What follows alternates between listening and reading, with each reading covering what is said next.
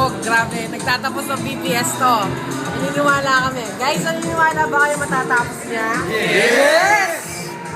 Grabe. Ito ang tinatawag na time freedom, no? Tsaka financial freedom.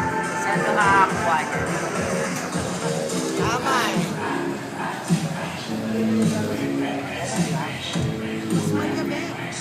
Oh, 2,000 daw sabi ko. 3,600. 3-6 ba tao? Wala na kaya mo. Yun yung nakakabaliw eh, no?